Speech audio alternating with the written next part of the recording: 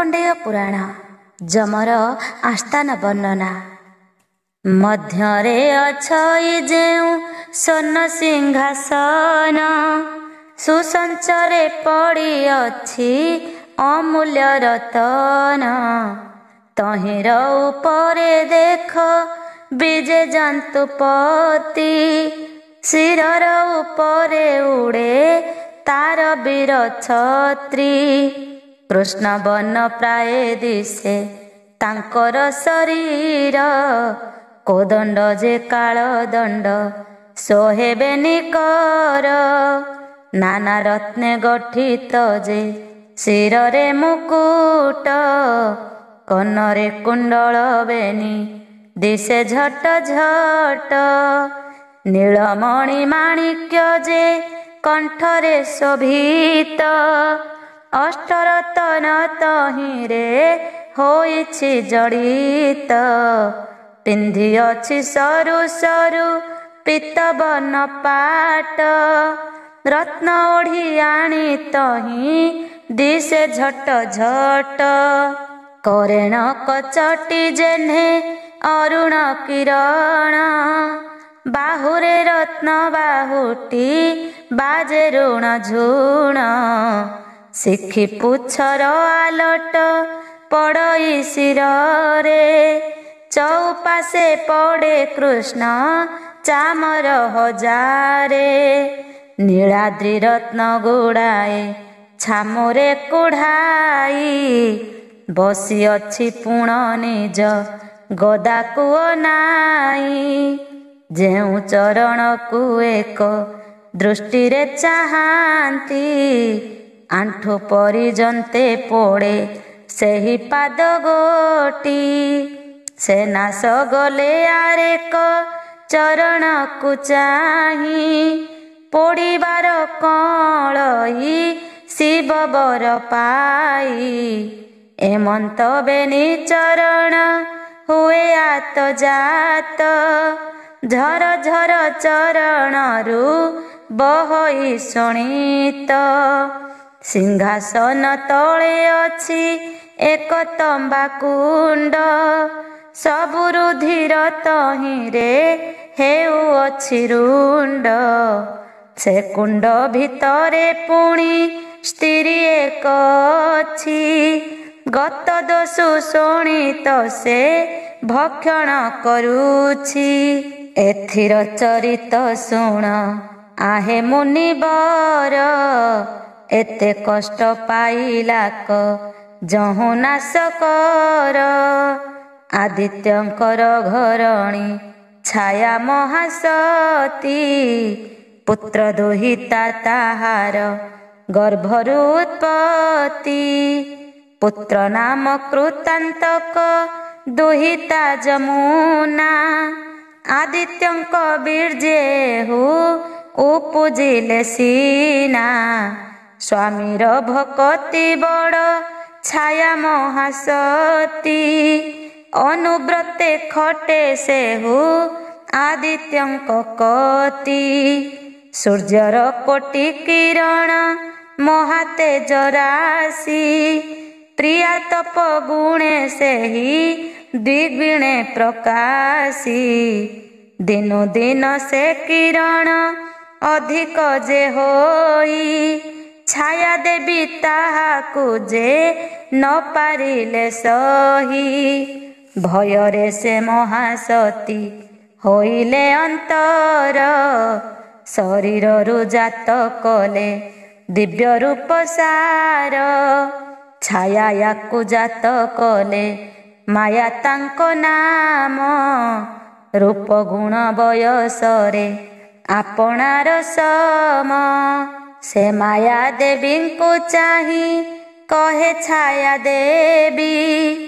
ବିରଞ୍ଚି ନାରାୟଣଙ୍କୁ ତୁହି ଥାଅ ସେବି, ପୁତ୍ର ଦୁହିତା ମାନଙ୍କ ପାଳନ ଆଚରି।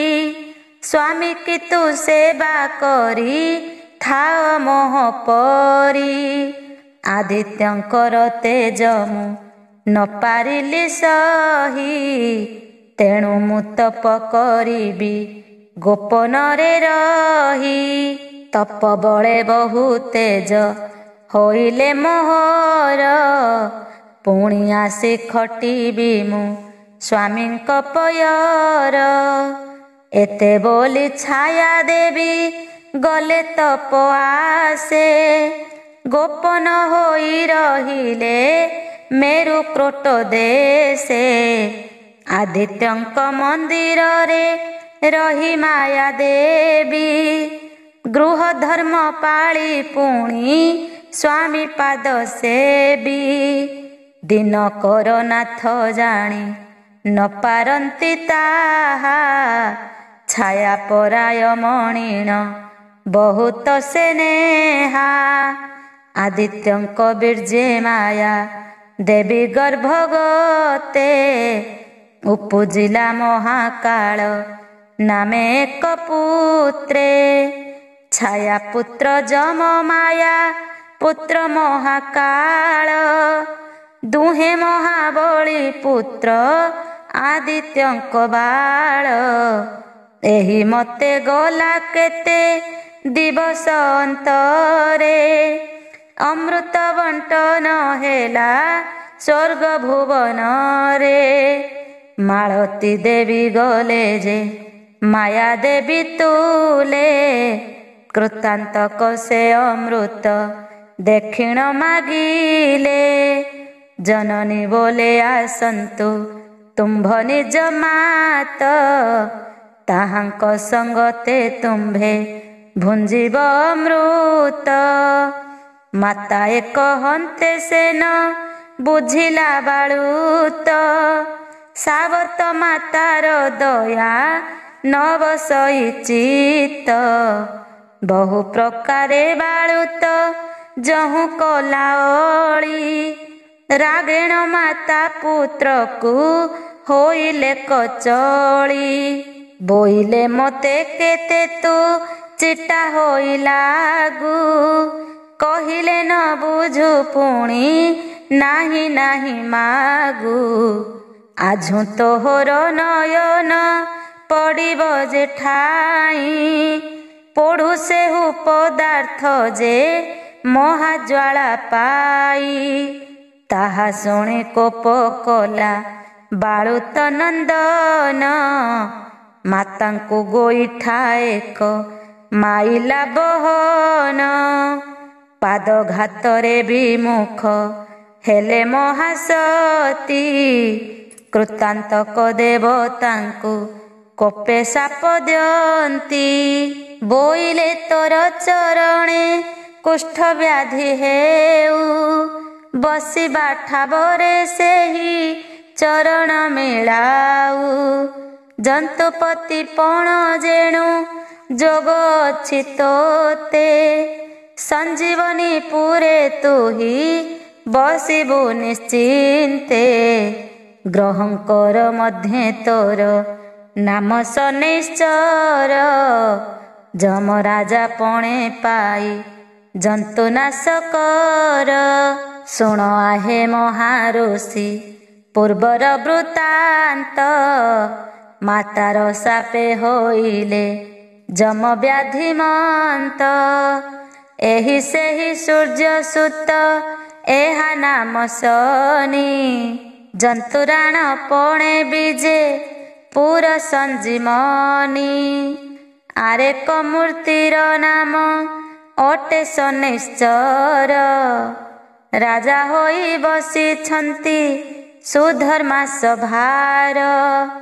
ମାତାଙ୍କର ସାପରେ ହେଲେ ଦୁଇ ମୂର୍ତ୍ତି। ଏଣୁ କରି ଅଟଇଏ ମାୟାରେ ସନ୍ତତି। ମାତାଙ୍କ ସାପେ ଗୋଡ଼ରେ ହେଲା କୁଷ୍ଠ ବ୍ୟାଧି। ଲୋଚନରୁ ଅଗ୍ନିଶିଖା ହୋଇଲା ପ୍ରସିଦ୍ଧି। ତେଣୁ କରି ଯମରାଜା ତାହାକୁ ନ ଚାହିଁ। ଆପଣାର ଚରଣକୁ ଥାନ୍ତି ଦୃଷ୍ଟି ଦେଇ। ଦୃଷ୍ଟି ପଡ଼ିଲାରୁ ସେହି ପାଦ ଜଳୁଥାଇ। ଅନନ୍ତରେ ଆନ କଥା ଶୁଣ ମନ ଦେଇ। ନିର୍ବାଣ ନାମରେ ଥିଲା ବିଶ୍ୱକର୍ମା ଏକ। ଦ୍ୱାଦଶ ବିଶ୍ୱକର୍ମାଙ୍କ ଉପରେ ନାୟକ। ଛାୟା ଦେବୀଙ୍କ ପ୍ରିୟର ସଙ୍ଗେ ସେହି ମିତ୍ର। କୃତାନ୍ତ ଦେବତା ଅଟେ ଛାୟା ଦେବୀ ପୁତ୍ର। ତେଣୁ ସେହି ମହାତ୍ମା ଯେ ଯମପାଶେ ଥାଇ ଚରଣ ମାନ ଯେ ବେଗେ ନିର୍ମାଣ କରଇ।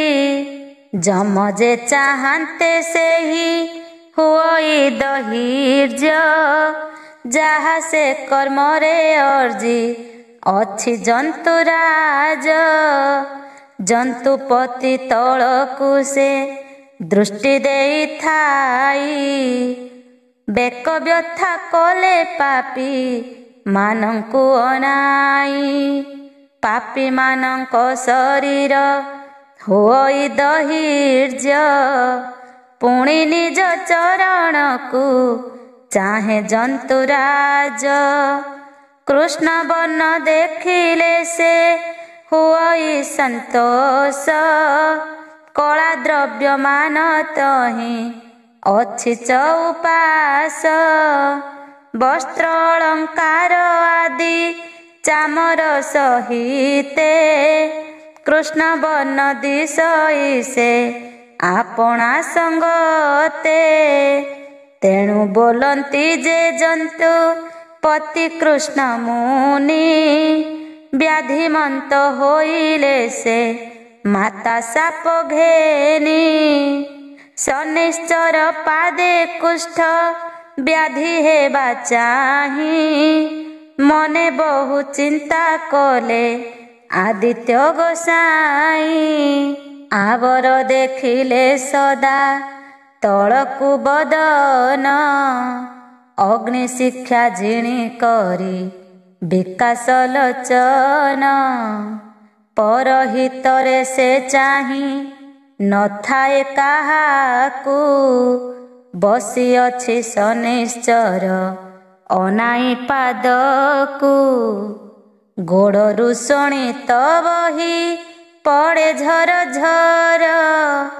ଦକ୍ଷିଣ ଆକୁଳ ହେଲେ ପ୍ରଭୁ ପ୍ରଭାକର। ପୁତ୍ରକୁ ପଚାରନ୍ତି ସେ କହ ବାବୁ ମୋତେ। ଏଡ଼େ ବଡ଼ ପରମାଦ ବିହିଲା କେ ତୋତେ। କ୍ରୋଧ ଭରେ ହୋଇ ପୁଣି କହେ ଶନିଶ୍ଚର। ସାବଧାନ ହୋଇ ଶୁଣ ଆହେ ଦିବାକର। ମାତା ମୋର ମନେ କ୍ରୋଧ କରାଇଲେ ଜାତ। ରାଗ ପାଇଣ ପ୍ରହାର କଲି ମୋହିନାତ। କୋପେ ସେ ଜନନୀ ମୋତେ ସାପ ଦେଲେ ହାଦେ।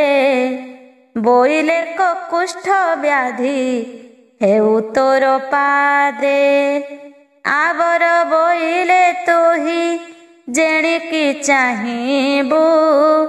ସେହି କ୍ଷଣି ତୋ ଦୃଷ୍ଟିରେ ଜଳିଯିବ ସବୁ। ତେଣୁ କରି ବସିଅଛି ମୁହିଁ ମଥା ପୋତି। କି ବୁଦ୍ଧି କରିବି ମୋତେ କହିବା ସୁଗତି। ଶୁଣି ସୂର୍ଯ୍ୟ ଦେବତା ଯେ ପାଇ ମନେ ତାପ। ବୋଇଲେ ପୁତ୍ରେ ପଡ଼ିଲା କିମ୍ପା ମାତା ସାପ। ନିରନ୍ତରେ ପୁତ୍ର ଅଟେ ମାତା ଦୋଷକାରୀ। ସର୍ବଦା ନାନା ପ୍ରକାରେ ଲାଗେ ଦ୍ୱନ୍ଦ୍ୱ କରି। ତହିଁକି ସାପ ଯଦ୍ୟପି ଦେଉଥିବ ମାତ। ପୁତ୍ରକୁ ସେ ସାପ ଯେବେ ହେବ ପରାପତ। ସଂସାରର ଚେଷ୍ଟା ତେବେ କିପରି ହୋଇବ। ପୂର୍ବରୁ ତେଣୁ ଭିଆଇ ନାହିଁ ତ ଦଇବ। ଏବେ ପୁତ୍ରକୁ ପଡ଼ିଲା କିମ୍ପା ମାତା ସାପ। ଛାୟା ଅବା ନୁହଁ ଇଏ ଅଟେ ମାୟା ରୂପ। କେବଳ ଚରିତ ଏହା କେବଳ ଉପାୟ। ଏମନ୍ତ ବୋଲି ଆଦିତ୍ୟ କରିଲେ କଲଏ। ଧ୍ୟାନରେ ସେ ଜାଣିଲା ନୁହେଁ ନିଜ ନାରୀ। ମାୟା ଯୁବତୀ ଅଟଇ ଏକୁ ଅନ୍ୟ ସ୍ତ୍ରୀ। ଏ ମୋହର ତେଜ ସହି ନ ପାରିଲା ଛାୟା। ଡରେ ମହାସତୀ ତେଣୁ ଗୋପ୍ୟ କଲା କାୟା। ଆଗରୁ ଗୋଟିଏ ମାୟା ସ୍ତ୍ରୀ ଜାତ କରି ଗୋପ୍ୟ ହୋଇ ରହିଛନ୍ତି ଯାଇ ରତ୍ନଗିରି।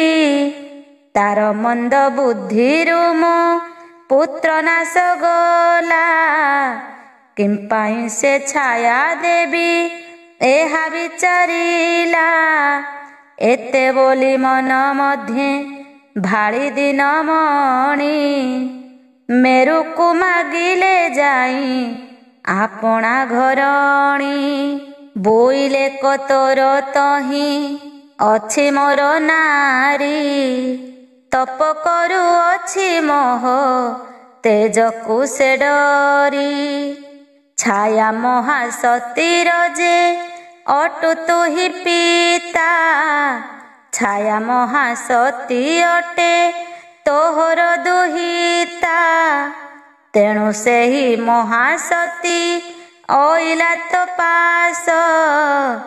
ଆମ୍ଭର ତେଜକୁ ପାଇଲା ସେ ମହାତ୍ରାସ। ଆମ୍ଭର ଆଜ୍ଞାରେ ଏବେ ଛାୟା ଦିଏ ମେରୁ। ଆସୁ ସେ ଆମ୍ଭ କତିକି କିଛି ନ ବିଚାରୁ। ମେରୁ ବୋଇଲା ତାହାକୁ ପଚାରୁଛି ଯାହା। ସାବଧାନେ ଶୁଣ ଛାୟା ଦେବି ପ୍ରାଣ ନାହା। ତୁମ୍ଭର ତେଜ ସେ ଯେଣୁ ନ ପାରିଲା ସହି। ତେଣୁ ସେ ଗୁପତେ ଅଛି ଆମ୍ଭପୁରେ ରହି। ମୋହ ଆଗେ କହିଲା ନ ଯିବି ତାଙ୍କ ପାଶ। ସହି ନ ପାରଇ ତାଙ୍କ କିରଣ ହତାଶ। ମୋର ଭକ୍ତି ଘେନି ଦୟା କରି ଯେବେ ପ୍ରଭୁ। କିରଣ ଛେଦି ପକାଇ ଦେବେ ଯେବେ ସବୁ। ତେବେ ନିଶ୍ଚେ ତାହାଙ୍କର ହେବି ମୁହିଁ ଦାସୀ। ଏମନ୍ତ ବୋଲି ବୋଇଲା ସେହି ଶୁଭ୍ର କେଶୀ। ମେରୁଗିରି ବୋଇଲା ହେ ଶୁଣ ଦିବାକର। ପତ୍ନୀ କି ନେବାର ହେଲେ ତେଜ ଦୂର କର। ମୁହିଁ ସ୍ତୁତି କରି ମଧ୍ୟ କହୁଅଛି ତୋତେ। ତେବେ ପ୍ରଦକ୍ଷିଣ ନିତ୍ୟ କରିବୁ ତୁ ମୋତେ। ଯେଣୁ ଅଙ୍ଗରୁ ମୋହର ବହେ ଗଙ୍ଗା ଜଳ। ତେଣୁ ଧୈର୍ଯ୍ୟ ଧରିଅଛି ମୋର କଳେବର। ନୋହିଲେ ତରଳ ହୋଇ ଜାନ୍ତା ମୋର ତନୁ। ଏଥକୁ ଯେ ପ୍ରତିକାର ଦେବେ ଦେବ ଭାନୁ। ତୁହି ଯେବେ ଏଡ଼େ ତେଜ ବହିବୁ ଦଏ। ନିଶ୍ଚୟ ସେ ଭାର ମୁଁ ଯେ ନ ସହେ କେବେ। ଏମନ୍ତ ବୋଲିଣ ମେରୁ ସ୍ତୁତି କଲା ଯହୁଁ। ଦିନକର ନାଥ ତାଙ୍କୁ ଦୟା କଲେ ତହୁଁ। ବିଶ୍ୱକର୍ମା ଆଣିଲେ ତହୁଁ ହକରାଇ। କାନ୍ଧରେ ବିଜୟ କଲେ ଆଦିତ୍ୟ ଗୋସାଇଁ। ପ୍ରିୟା ପ୍ରୀତି ଅର୍ଥେ ସେ ସୁଗିରି ସ୍ତୁତି ଶୁଣି। ଦେହ କ୍ଷୁଦ୍ର କଲେ ଦିନ କର ଚୂଡ଼ାମଣି। କୋଟିଏ କିରଣ ଥିଲେ ଆଦିତ୍ୟ ଦେବତା। ସହସ୍ର କିରଣ ତହୁଁ ରଖିଲେ ଦେବତା। ତାହା ଦେଖିଣ ସେ ମେରୁ ବହୁ ସ୍ତୁତି କଲା। ଛାୟାକୁ ଧର୍ମ ପାଖରେ ନେଇ ସମର୍ପିଲା। ତହୁଁ ଦେବ ଦିବାକର ପ୍ରିୟାକୁ ଘେନିଣ। ଉଦୟସ୍ତ ହୋଇଲେ ଗଗନ ମାର୍ଗେଣ। ମାୟା କନ୍ୟା ସଙ୍ଗେ ସେ ଯେ ସଂସର୍ଗ ନ କଲେ। ଏକା ଜନ୍ତୁପତି ଯେଣୁ ପ୍ରଭାବ ପାଇଲେ। ଅନେକ ଔଷଧ କଲେ ଦେଲେ ଦାନ ପୁଣ୍ୟ। ସାପର ଅନ୍ତ ନିମନ୍ତେ ପ୍ରଭୁ ନିରଞ୍ଜନ। କେବେ ହେଁ ଭଲ ନହିଲା ସେହୁ କଳା ବ୍ୟାଧି। କେୟା ନ କରିବ ଜିଲାର କର୍ମ ବିଧି। ଗୁରୁଜନଙ୍କ ବଚନ ନୁହଁଇ ଯେ ଆନ। ମେଣ୍ଟି ନ ପାରିଲେ ତାହା ଜନ୍ତୁଙ୍କ ରାଜନ। ଯେ ଜନ ପାପ ପୁଣ୍ୟକୁ ଅଟଇ କାରେଣି। ତାହାକୁ ମଧ୍ୟ ପଡ଼ିଲା ଗୁରୁଜନ ବାଣୀ। ସଂସାର ଜନ ମାନେ ନ ଜାଣନ୍ତି ଦୋରେହା। ଗୁରୁଜନ ମାନଙ୍କରେ ହୁଅନ୍ତି ଦୋରେହା। ସେ ପ୍ରାଣୀ ମାନଙ୍କ ଠାରେ ହୋଇ ଯେ କୁଷ୍ଠ। ଏଥୁ ଅନନ୍ତରେ ଶୁଣ ଆହେ ତପୋନିଷ୍ଠ। ମାତା ସାପେ ଜମ ହେଲା କୁଷ୍ଠ ବ୍ୟାଧି ମନ୍ତ୍ର। ତେଣୁ ସେ ପାଦ ମିଳାଇ ବହଇ ଶୋଣିତ। ତମ୍ଭାର କୁଣ୍ଡ ଭିତରେ ବହଇ ରୁଧିର। ତାହା ଯେଉଁ ସ୍ତ୍ରୀ ସଦା କରଇ ଆହାର। ସେହି ସ୍ତ୍ରୀ ପୂର୍ବ ଜନ୍ମେ ଅଟେ ଯେଉଁ ଜାତି। ତାହା ତୁମ୍ଭ ଆଗରେ କହିବା ମହାଜତି। ବହୁତ କାଳ ଦ୍ୱାପର ଯୁଗ ଅବଶେଷ।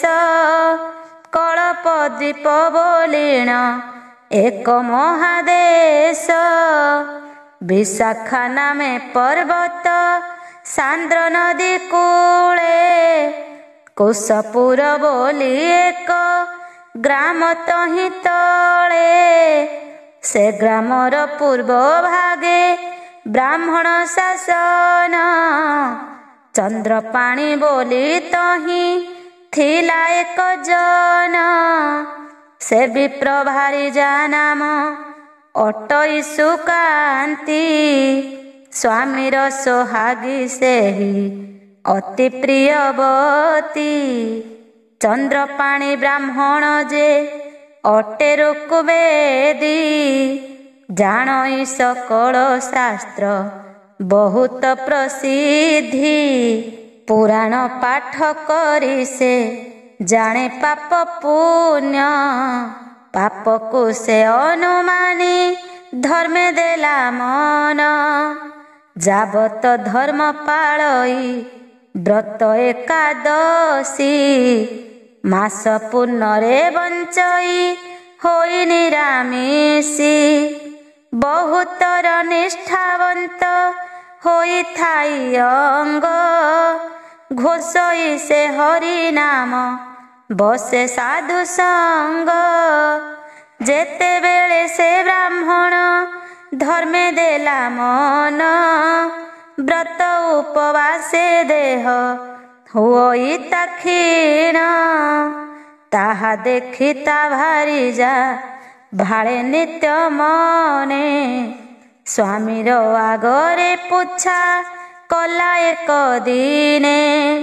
ସୁକାନ୍ତି କହିଲା ଶୁଣ ଆହେ ପ୍ରାଣ ନାହା। ଦିନୁ ଦିନ ଦୁର୍ବଳ ଯେ ହୁଏ ତୁମ୍ଭ କାୟା। କିମ୍ପା ତୁମ୍ଭେ ବାର ବ୍ରତ ଉପବାସ କର। ଷଡ଼ବ୍ରତ ଚତୁର୍ଦ୍ଦଶୀ ଆଉ ବିଷ୍ଣୁ ବୀର।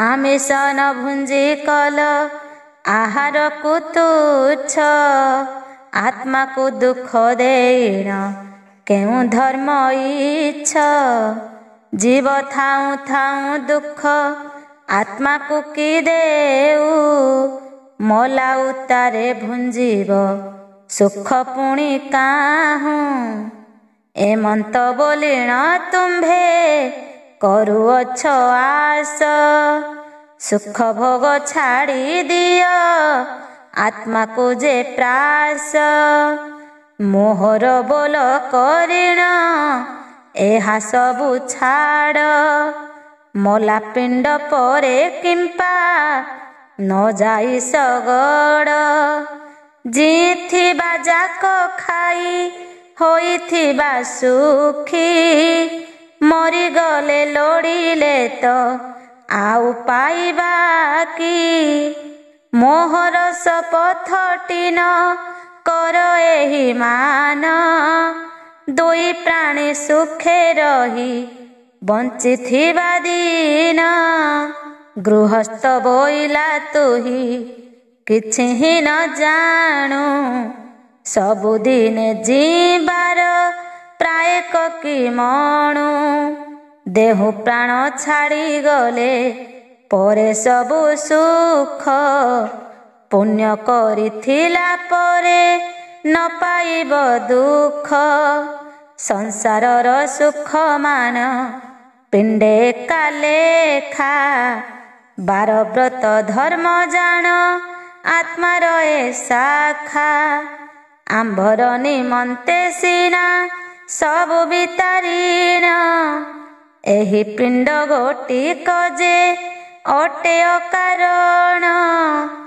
ଆତ୍ମା ଗଲେ ପିଣ୍ଡକୁ ଯେ ନ କରଇ ଦୟା କେବଳ କୁଟୁମ୍ବ ଯାକ ଅଟେ ମୋହମାୟା ସେମାନେ ମଣନ୍ତି ତାକୁ ଶତ୍ରୁଜନ ପ୍ରାୟ ପ୍ରଚଣ୍ଡ ଅଗ୍ନିରେ ଦଗ୍ଧ ହୁଏ ତାର କାଏ ଆତ୍ମା ପୁରୁଷକୁ ଧରି ନିଅନ୍ତି ଯମଦୂତ ଧର୍ମ ସାକ୍ଷୀ ଥିଲେ ସେହୁ ତରଇ ନିୟତ ତୁହି ଯେଣୁ ସ୍ତ୍ରୀ ଜନ ଏମାନ ନ ଜାଣୁ ଖାଇବା ପିଇବା ଏକା ନିଧି ପ୍ରାୟ ମଣୁ କେ କାହାର ବୋଲିଣ ଯେ ନାହିଁ ତୋର ଜ୍ଞାନ ମାୟା ମୋହକୁ ଆବରି ଉଷତ ତ ମନ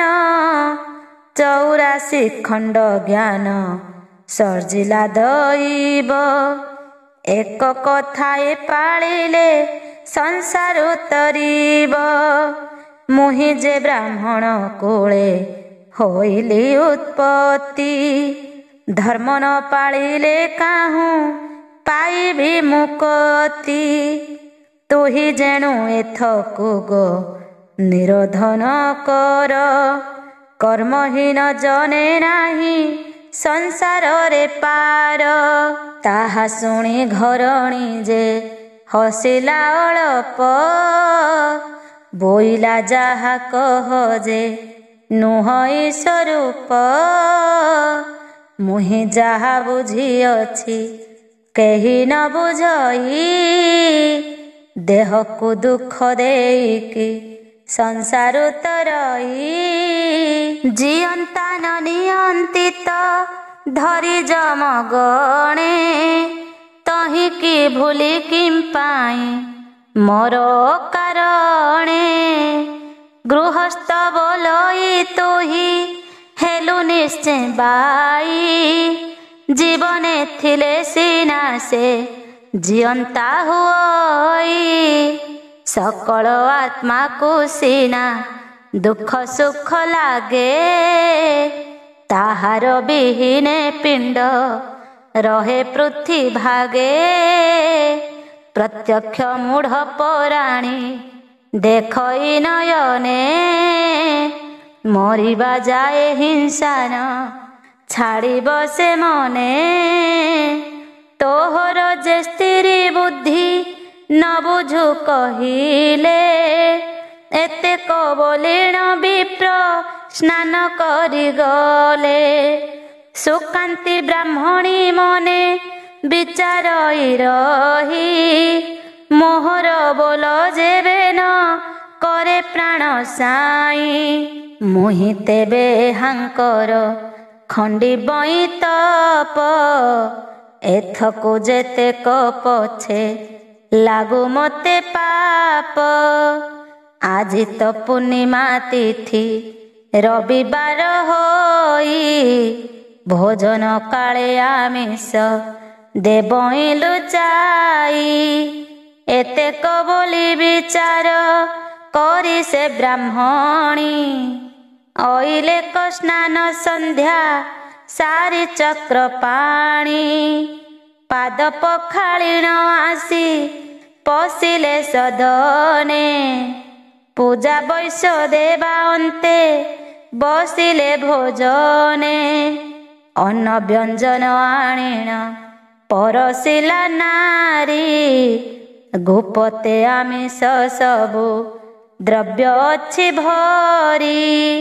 ଭୁଞ୍ଜନ୍ତେ ସେ ବିପ୍ରମଣି ଭୁଞ୍ଜିଲେ ଆମିଷ, ଅନ୍ନକୁ ଛାଡ଼ିଣ ବେଗେ ଉଠିଲା ପୁରୁଷ।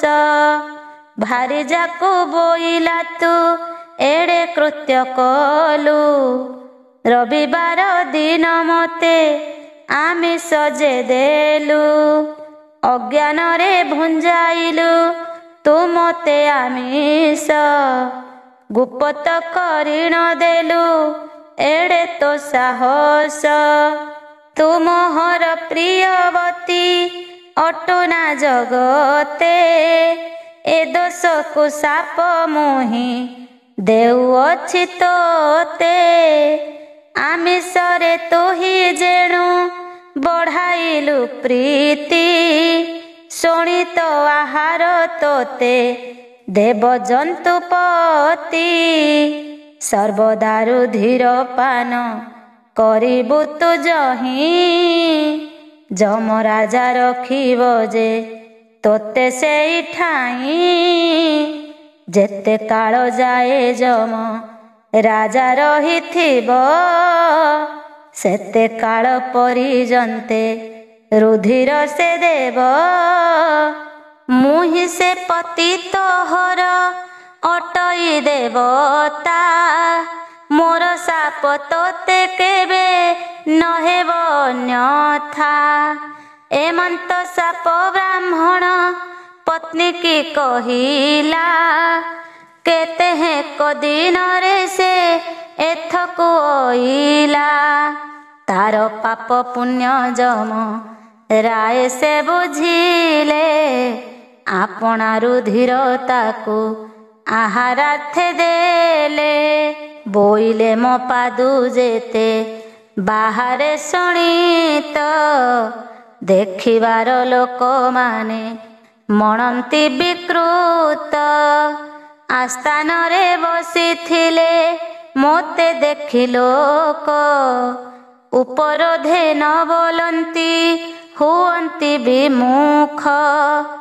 ଦୈବ ତହିଁ କି ଉପାୟ କଭିଆଇଲା, ଏହି ବ୍ରାହ୍ମଣୀ କି ଏହା ପତି ସାପ ଦେଲା। ଆମ୍ଭର ରୁଧିର ଏହୁ ଭକ୍ଷୁ ଥାଇ ନୀତି, ଗୁରସ୍ତର ତପ ଯହିଁ ଭାଙ୍ଗିଲା ଯୁବତୀ। ଆମିଷ ଆହାରେ ବହୁ ଏହାର ଶରଧା, ରୁଧିର ଭକ୍ଷିଣ ଏହୁ ଖଣ୍ଡୁ ସିନା ବାଧା। ଏମନ୍ତ ପ୍ରକାରେ ତାକୁ କହି ଜନ୍ତୁପତି, କହନ୍ତି ସେ ଯମଦୂତେ ଶୁଣ ବ୍ରହ୍ମଜ୍ୟୋତି। ସୁକାନ୍ତି ବ୍ରାହ୍ମଣୀ ନାଶ କଲା ସ୍ୱାମୀ ବ୍ରତ, ତେଣୁ କରି ଖାଉଅଛି ଯମର ଶୋଣିତ। ତମ୍ବାକୁଣ୍ଡ ଭିତରେ ଯେ ଅଛଇ ଯୁକତେ, ନିରଳସରେ ରୁଧିର ପିଏ ଅନୁବ୍ରତେ। ଆସ୍ଥାନର ପୂର୍ବ ଭାଗେ ମୁକ୍ତି ମଣ୍ଡପର, ସାରଙ୍ଗଧର ନାମରେ ବିଜେ ଚକ୍ରଧର। ଦେଖ ଏ ବିଷ୍ଣୁ ପ୍ରତିମା ମର୍କତ ଗଠନ। ଶଙ୍ଖ ଚକ୍ର ଗଦା ପଦ୍ମ ଶୋଭଇ କରେଣ। ପଦ୍ମ ଆସନ ଉପରେ ବିଜୟ ଶ୍ରୀପତି। ସୁବର୍ଣ୍ଣର ମହାଲକ୍ଷ୍ମୀ ରୌପ୍ୟ ସରସ୍ୱତୀ। ବେନି ପାରୁଷରେ ଶୋଭା ପାନ୍ତି ବେନି ନାରୀ। ଶ୍ରୀମୁଖକୁ ଚାହିଁଛନ୍ତି ଏକ ଦୃଷ୍ଟି କରି।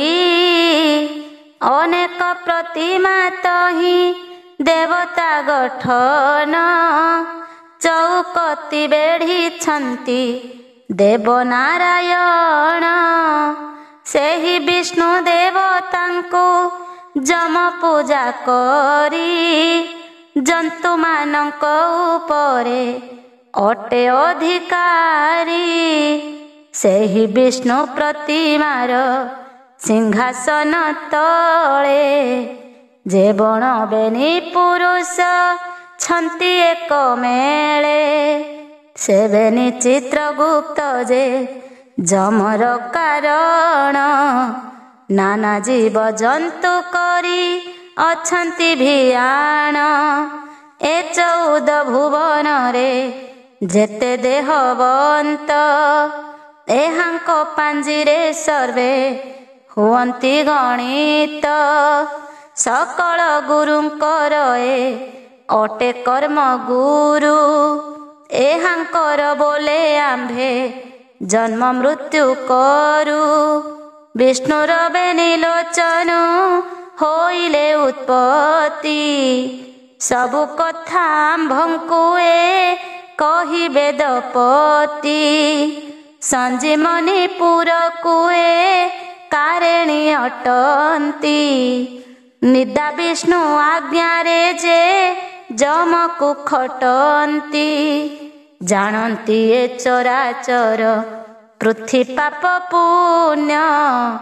ଧାତା ଦିବସେକ ଏହାଙ୍କର ପରଦିନ। ଏହାଙ୍କର ଦିବସେକ ବେନି ଯୁଗ ଯାଏ। ଯାବତ ଭିଆଣ ୟାଙ୍କ ପାଞ୍ଜିରେ ଯେ ରହେ। ଅନେକ କାଳ ବଞ୍ଚନ୍ତି ଏହୁ ଦେବ ଘେନି। ପ୍ରଳୟ କାଳେ ରହନ୍ତି ଏହୁ ନେତ୍ର ବେନି। ଯେଉଁ ପାଞ୍ଜିରେ ଲେଖନ୍ତି ଏହୁ ଗତାଗତ। ଅନନ୍ତ କୋଟି କଳ୍ପେ ସେ କେବେ ନୁହେଁ ହତ। 14 କୋଟି ଜାଣ ଯେ ଏହାଙ୍କର ପାଞ୍ଜି। ଏତେକ ଭିତରେ ହି ସବୁ କର୍ମ ଖଞ୍ଜି। କୀଟ ଠାରୁ ବ୍ରହ୍ମ ଯାଏ ଯେତେକ ଜୀବନ। ସମସ୍ତେ ହୁଅନ୍ତି ଏହି ପାଞ୍ଜିରେ ଲେଖନ। ଯାହାର ଏ ନାମ ଧରି ପୋଛନ୍ତି କରେଣ। ଦିଗପାଳ ହୋଇଲେ ସେ ମରନ୍ତି ତକ୍ଷଣ। ଲେଖନ କରେ ଘେନିଣ ପାଞ୍ଜିକି ଚାହିଁଲେ। ତତ୍କ୍ଷଣେ ଅକ୍ଷର ଦିଶିଯାଏ କଳପିଲେ। ବୁଦ୍ଧିକି ତାହାଙ୍କର ଯେ ନାହିଁ ପଟାନ୍ତର। ବୁଝିବା ମଣିମା ପ୍ରତ୍ୟକ୍ଷରେ ବେଦବର।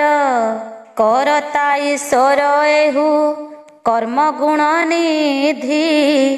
ଧାର୍ମିକ ବିବେକ ସର୍ବ ଗୁଣରେ ସିଦ୍ଧି। ଏ ତିନି କରଣଙ୍କର ମହିମା ଅଶେଷ। ଆମ୍ଭ ବଳେ ଏହା ସବୁ କରି ନୁହେଁ ଶେଷ। ସକଳ ପ୍ରାଣୀ ଶରୀରେ ଥାନ୍ତି ଏ ବସି। ଏହାଙ୍କ ଲୋଚନ ବେନି ଜାଣର ବିଶସି। ପାପ ପୁଣ୍ୟ ନିତ୍ୟ ଜନେ ଯେତେକ କରନ୍ତି। ନିଦ୍ରା କାଳରେ ଆସିଏ ପାଞ୍ଜିରେ ଲେଖନ୍ତି। ତେଣୁ କରି ଏହାକୁ ଯେ କିଛି ନହେ ବଣା। ଯହୁଁ ସବୁଠାରେ କରି ଅଛନ୍ତି ଏ ଠଣା। ଏହାଙ୍କ ଜନନୀ ଜାଣ ଅଟେ ନିଦ୍ରାବତୀ। ସବୁଙ୍କର ମନ ଜ୍ଞାନ ମୋହେ କାଳ ରାତ୍ରି। ଯାହାଙ୍କୁ ମୋହର ସେହୁ ଆସେ ସଞ୍ଜୀବନୀ। ପାଞ୍ଜିରେ ଲେଖନ୍ତି ସେହୁ ପାପ ପୁଣ୍ୟ ବେନି। ପାପ ପୁଣ୍ୟ ଦେଖୁ ଘୋଟେ ପାପୀଙ୍କ ଯେ କାଳ। ଦିନୁ ଦିନୁ ଆୟୁଷ ଯେ ତୁଟଇ ସକଳ।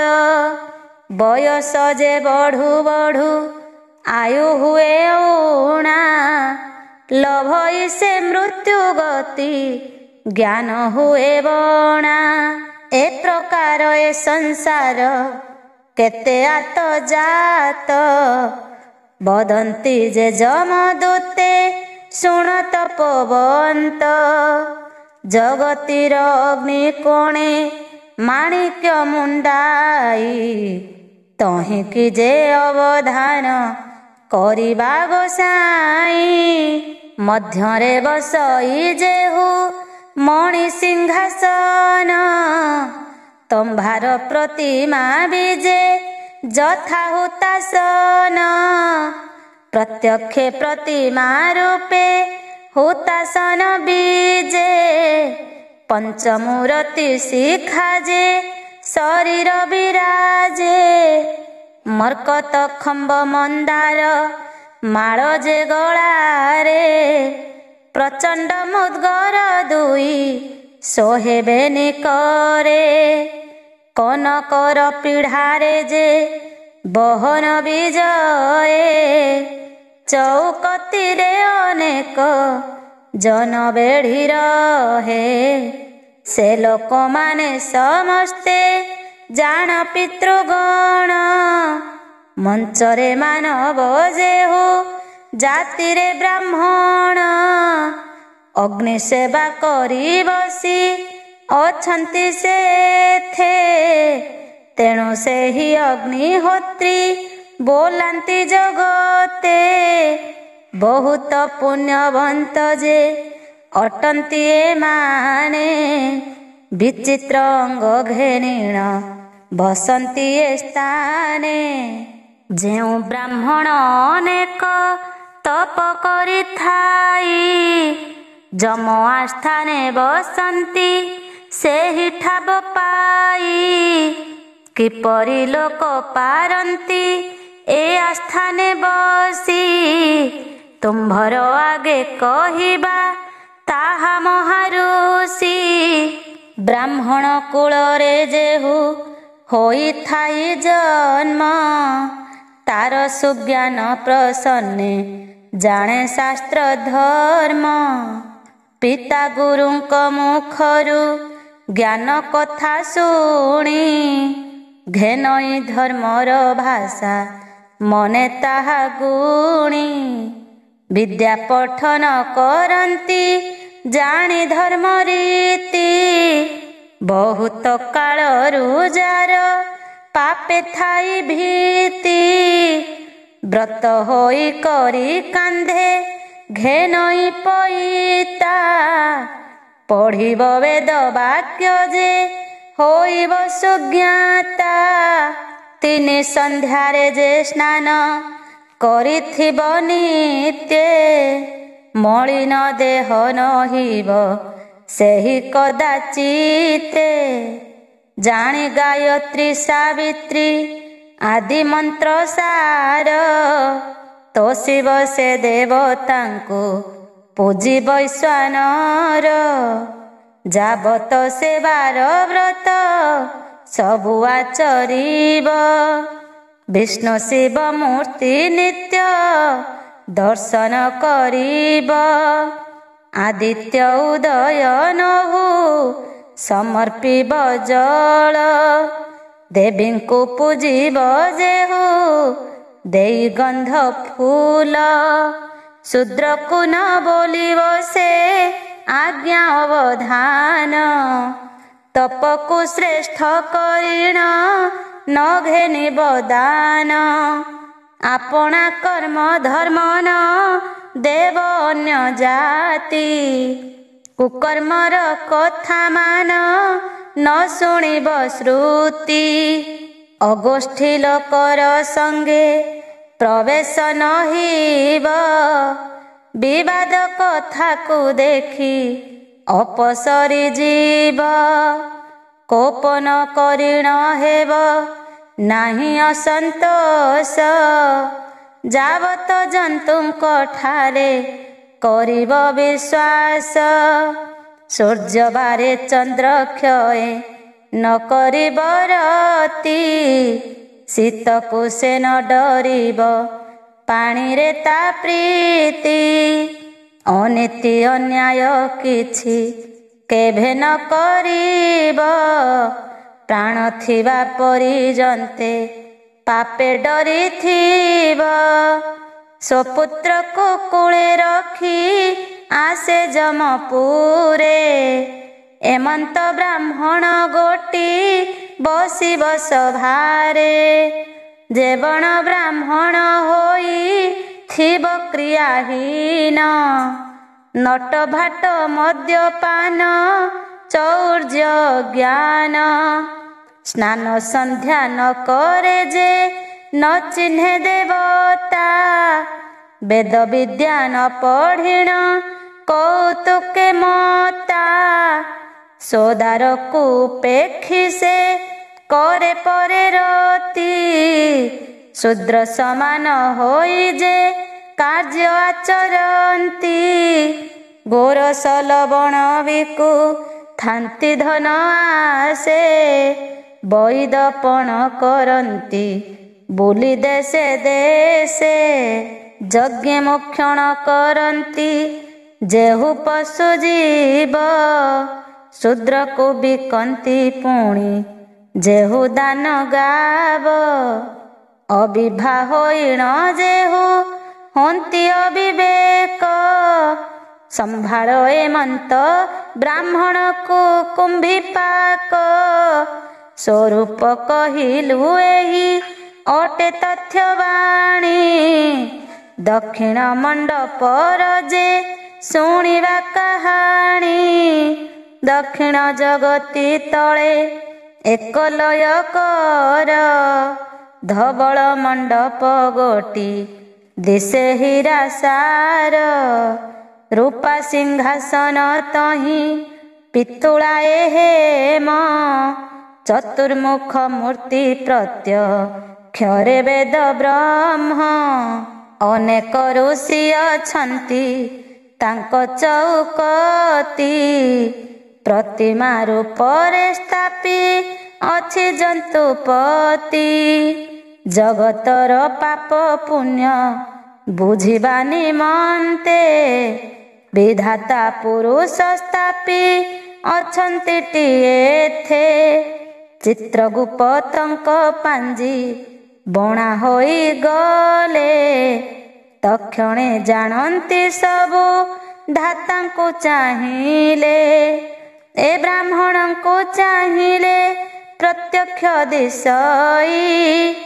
ଅନନ୍ତ କୋଟି ବାରତା ସକଳ ଜାଣଇ। ତେଣୁ ସେ ବହୁତ ପୂଜା ବିଧାନକୁ କରି। ଆସ୍ଥାନେ ବିଜେ କରନ୍ତି ଜନ୍ତୁର ଇରି। ବିଧାତା ବିଚାରି ଯାହା ଯାହାକୁ ଯା କହି। ତାହାର ଦୃଷ୍ଟ ବୋଲି ସେ କଥାକୁ ଲିହି। ସେ ବିଧାତା ପୁରୁଷର ଉତ୍ତମ ପାରୁଷେ। ଅବଧାନ କରି ବସି ଅଛନ୍ତି ପୁରୁଷେ। ଲୋହିତ ବନ ପରାଏ ଦିଶଇ ଶରୀର। ବୃଷାଳ କାୟ ଗୋଟିଏ ଅତି ମନୋହର। ତିନି ଗୋଟି ମୁଣ୍ଡ ନବ ନେତ୍ର ବେନିକନ। ଅଗ୍ନିତାପ ଜିଣି କରି ବହଇ ପବନ। ଷଡ଼ ଗୋଟି ପାଦ ତାର ଷଡ଼ଗୋଟି ପାଣି। ବିକଟ ମୂରତି ରୂପ ନୁହେଁ ପରିମାଣି। ଅଧର ଦିଶଇ ଯେହ୍ନେ ଜଳଧର ଜ୍ୟୋତି। ବିକଟ ଦିଶଇ ଅତି ତୀକ୍ଷ୍ଣ ଦେହ କାନ୍ତି। ଗଳାରେ ଲମ୍ବଇ ପୁଣି ନରସ୍ତି ମାଳ। ଷଡ଼ଭୁଜରେ ଶୋଭଇ ଦୀପ୍ତ କରବାଳ। ଶରୀରରୁ ଅଗ୍ନି ଝାସ ଉଠଇ ପ୍ରଖର। ଦେବତା ଲୋକର ମନେ ଭୟର ସଞ୍ଚାର। କୋଟି ଦେଶେ ରଙ୍ଗବାସ ପାଦେ ବୀର ଘଣ୍ଟି। ଅନର୍ଗଳ ଶବଦ ଯେ କଣ୍ଠରୁ ପ୍ରକଟି। ଯମର ଆସ୍ଥାନେ ଥାନ୍ତି ନିଶ୍ଚିନ୍ତରେ ବସି। ବିକଟାଳ ଲୋଚନରେ ଚାହାନ୍ତି ଆକର୍ଷି। ଏହି ଯେ ଯାର ପୁରୁଷ ବ୍ୟାଧିଙ୍କର ଶ୍ରେଷ୍ଠ। ସଂସାର ଜନ୍ତୁଙ୍କୁ ଯେହୁ ଦେଖାନ୍ତି ଗରିଷ୍ଠ।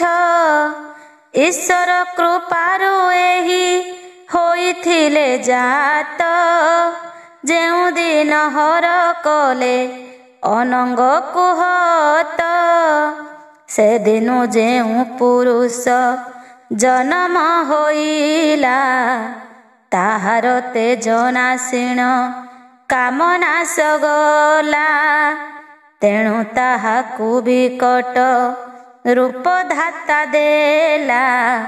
ସଂସାର ହିତେ ଏହାକୁ ଆଣିଣ ଥୋଇଲା। ଆପଣେ ବସିଲା ସଙ୍ଗେ ଘେନି ପରମେଷ୍ଠି। ସର୍ବପ୍ରକାରେ ଆଜିଏ ସଂସାରରେ ଘୋଟି। ସବୁରି ଅଙ୍ଗେ ହାର ପ୍ରକାଶିଛି କୋପ। ଯାହାକୁ ଘୋଟଇ ତାର ଭାଙ୍ଗଇ ଯେ ଦର୍ପ। ଏହା ନିଜ ରୂପ ଦୃଶ୍ୟ ହୋଇ ଯାହାରେ। ତତକ୍ଷଣେ ସେହୁ ପ୍ରାଣୀ ଆସେ ସମୟରେ। ଯମର ସଖା ଅଟେ ସେ ପ୍ରତ୍ୟକ୍ଷେ କୃତାନ୍ତ। ଯାହାକୁ ଆଶ୍ରୟ କରଇ ହୁଅଇ ସେ ହତ। ସବୁ ବ୍ୟାଧିଙ୍କର ଏହି ଜ୍ୱର ଅଟେ ମୂଳ। ଆଉ ଯେତେ ବ୍ୟାଧି ସବୁ ଏହାର ଯେ ତଳ।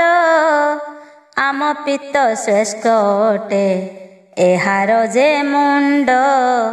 64 ରୋଗ ନିର୍ମିତ ଏହାର ଯେ ପିଣ୍ଡ। ନବନେତ୍ରେ ଏହାର ଯେ ନବସହସ୍ର ଜ୍ୟୋତି। ଯାହାକୁ ଚାହିଁବ ତାର ସରିବ ବିଭୂତି। ଯେ ବର୍ଣ୍ଣନର ସର୍ବଦା ଈଶ୍ୱର ଭକତ। ତାହାକୁ ଏହାର କୋପ ନ ଲାଗେ ବହୁତ। ପୁଣି ଅବଧାନ କର ନୈରତ କୋଣେ। ନୈରତ ଦେବତା ଯେ ଆସନ୍ତି ଆପଣେ। ନୀଳାର ମଣ୍ଡପ ମାରା ଗର ସିଂହାସନ। ବିଶାଳ ମୂରତି ଗୋଟି ଦିଶଇ ଶୋଭନ। ନିର୍ଧୂମ ନଳ ଜିଣି ବିରାଜଇ ଜ୍ୟୋତି। ମଧ୍ୟାହ୍ନ ଆଦିତ୍ୟ କିବା ନୈରତରେ ସ୍ଥିତି। ଉତ୍ସର୍ଗ କଣ୍ଠ ଦର୍ଶନ କରେ ମଟ ମଟ। ଗର୍ଜନ ଘୋରର ବକି ଜାଣି ସିନ୍ଧୁ ତଟ। ଭିନ୍ନ ଭିନ୍ନ ଶବଦରେ ଗର୍ଜେ ଅବିଚ୍ଛିନ୍ନେ। ଭୀଷଣ ମୂରତି ତାଙ୍କ ଦିଶଇ ଗଗନେ। ଦୁଇ କରରେ ତାହାର ଶୋହେ ଗଦା ବେନି। ବସିଛନ୍ତି ମହାଭୟୀ ରବ ମୂର୍ତ୍ତି ଘେନି। ଯମର ଆସ୍ଥାନ ଏହୁ ଅଟେ ମହାପାତ୍ର। ଦୁର୍ଗାଙ୍କର ନନ୍ଦନ ଏ ଆମ୍ଭ ନିଜ ତାତ। ଆମ୍ଭେ ଯେ କାଳ ବିକାଳ ଏହାଙ୍କ ନନ୍ଦନ, ଏବେ ନିଭୁଜରୁ ଆମ୍ଭେ ହେଲୁ ତପନ। ଏହା ପରେ ହୁ ଭଇ ରବ ବିରବଳା, ଅଜନି ସମ୍ଭୂତା ଜାତ ନିଶ୍ୱାସରୁ ହେଲା। ନିର୍ଣ୍ଣୟ ବଚନ ଏହୁ କହନ୍ତି ସଭାରେ, ତେଣୁ ନୈରତ ନାମ ବୋଲନ୍ତି ସଂସାରେ। ନୈରତ ଦେବତା ପରି ଛନ୍ତି ଚଉକତି, ଯେତେକ ଅସ୍ତ୍ରଧାରିଏ ବେଢ଼ି ବସିଛନ୍ତି। ସର୍ବେ ଅଟନ୍ତି ଏମାନେ ମଞ୍ଚର ମାନବ, ବସିଛନ୍ତି ଅବଲମ୍ବୀ ଉତ୍ପତ୍ତି ଏଠାବ। ପିତୃଗଣଙ୍କ ଉପରେ ବଂଶ ଆଶ୍ରୟ କରି, ଯମର ଆସ୍ଥାନେ ବସିଛନ୍ତି ଶାସ୍ତ୍ର ଧରି। ଯେଉଁ କ୍ଷତ୍ରିମାନେ ଆସି ଅଛନ୍ତି ଏ ସ୍ଥାନେ, ସେ କଥା ହେ ମହାରୁଷି ଶୁଣ ଏକ ମନେ। ପବିତ୍ର ପୁଣ୍ୟବନ୍ତ ଏ ଜାଣ ନିଷ୍କଳଙ୍କା, ସମରେ ପଶିଲେ ନାହିଁ ତାହାଙ୍କର ଶଙ୍କା। ସ୍ୱାମୀଙ୍କ କାର୍ଯ୍ୟକରଣେ ଏହୁ ନିଅଳସି, ପଛକୁ ଏ ନ ଘୁଞ୍ଚନ୍ତି ଯୁଦ୍ଧେ ଯେବେ ପଶି। ସୁରବନ୍ତ ପଣେ ଏହୁ ନାଶନ୍ତି ବୈରୀ, ପ୍ରାଣ ଭୟ ଆନ ସର୍ବେ ଯାନ୍ତି ଅପସରି। ଏମାନେ ନିର୍ଭୟ ଚିତ୍ତେ ଯାନ୍ତି ସଂଗ୍ରାମକୁ, ଜଗତ ଜନେ ପ୍ରଶଂସା କରନ୍ତି ଏହାଙ୍କୁ। କ୍ଷତ୍ରିୟ ପଣରେ ଯେହୁ ଅଟନ୍ତି କୁଶଳ, ରଣଯଜ୍ଞ ସେମାନଙ୍କୁ ଦିଏ ସୁମଙ୍ଗଳ। ନ ପଡ଼ନ୍ତି ହସ୍ତେ ଶସ୍ତ୍ର ଥିଲେ ଶତ୍ରୁ ପ୍ରାୟେ, ସ୍ୱାମୀ ଆଜ୍ଞା ପ୍ରତିପାଳି ହରାନ୍ତି ଏକାଏ। ସୁମାତା ସୁପିତାରେ ଯେ ହୋଇଥାଏ ଜାତ, ଅଦୋଷୀ ଜୀବଙ୍କୁ ସେହୁ ନ କରନ୍ତି ହତ। ପିଣ୍ଡ ପ୍ରଦାନକୁ ଯାର ସୁପୁତ୍ରଟି ଥାଇ, ତେମନ୍ତ କ୍ଷତ୍ରିୟା ସିଏ ସ୍ଥାନରେ ବସଇ। ଯେ ବଣ କ୍ଷତ୍ରି ଯୁଦ୍ଧକୁ ନୁହଁଇ ଭାଜନ, ବ୍ୟର୍ଥ କରାନ୍ତି ସେହୁ ଆପଣା ଜୀବନ। ସତ୍ୟ ଲଙ୍ଘି ଯେହୁ ବିନାଶନ୍ତି ନିଜ ଧର୍ମ, ନିର୍ବଳ ଲୋକଙ୍କୁ ଯେହୁ ଦେଖାନ୍ତି ପ୍ରାକର୍ମ। ଯେ ବଣ ମୁଖ ଗୋଳକୁ ହୁଅନ୍ତି ଆଗୁସାର, ଶସ୍ତ୍ର ଦେଖିଲେ ସେମାନେ ହୁଅନ୍ତି କାତର। ସ୍ୱାମୀ କି ଡରାଇ ଯେହୁ ଖାନ୍ତି ପଡ଼ି ଭାତ, ସମର ଦେଖିଲା କ୍ଷଣି ହୁଅନ୍ତି ନିଶତ। ବରଗିଲେ ବୋଲଇ ଯେ ହୋଇଅଛି ବ୍ୟାଧି, ମିଛେ ହେ ଶାନ୍ତ କୁହେ ମାଗନ୍ତି ଔଷଧି। ବଳ ନଥାଇଣ ଯେହୁ ବିବାଦ ଆବୋରି, ଶତ୍ରୁକୁ ଶରଣ ପୁଣି ମାଗଇ ଯେ ଡରି। ସମରେ ପଶିଲେ ଭୟେ କରନ୍ତି ଯେ ଜନ, ପର ଗୃହରେ ଲଗାନ୍ତି ଯେହୁ ହୁତାସନ। ମିଛେ ହେ ବଡ଼ି ମା କରୁ ଥାନ୍ତି ଭାଟ ପଣେ, ପରକୁ ନିନ୍ଦି ପ୍ରଶଂସା ହୁଅନ୍ତି ଆପଣେ। ସତ ଚୌର୍ଯ୍ୟ ଯାହାର ଦୂର କଥା ନାହିଁ, ଅଦୋଷୀ ଲୋକକୁ ଯେହୁ ବିନ୍ଧେ ଶସ୍ତ୍ର ବହି। ଯୁଦ୍ଧରେ ପାଞ୍ଚଇ ଯେହୁ କୁମନ୍ତ୍ରଣା ମାନ, କୁହୁକ ଛାୟା ମାୟା ଯେ ଗୋଟିକା ଅଞ୍ଜନ। ମହାଖଳ ପାରେ କଜେ ମନ୍ଦ ମନ୍ଦ ବିଦ୍ୟା, ଶସ୍ତ୍ରରେ ଗରଳ ଦେଇ ଥାନ୍ତି ଯେଉଁ ଯୋଦ୍ଧା, ପକାଇବା ଶତ୍ରୁକୁ ଯେ ମାରନ୍ତି ଗୋଡ଼ାଇ, ଶରଣ ଜନଙ୍କୁ ଯେହୁ ଦିଅନ୍ତି ବାହୁଡ଼ାଇ। କ୍ଷତ୍ରି ହୋଇ ସହଇ ଯେ ଝିଙ୍ଗାସ ବଚନ, ଦାରା ବୈରୀର ଯେହୁ ବୁହାନ୍ତି ବଦନ। ଜନନୀ ଅଭିମାନ ଯେ ସହେ ଦେହ ବହି, ପିତାଙ୍କର ବଚନକୁ ନ କରନ୍ତି ତ୍ରାହି। ସଂଗ୍ରାମେ ପିଠି ଦେଇ ଯେ ଛାଡ଼ନ୍ତି ଜୀବନ, ଏ କ୍ଷତ୍ରିମାନେ ହୁଅନ୍ତି ନରକେ ପତନ।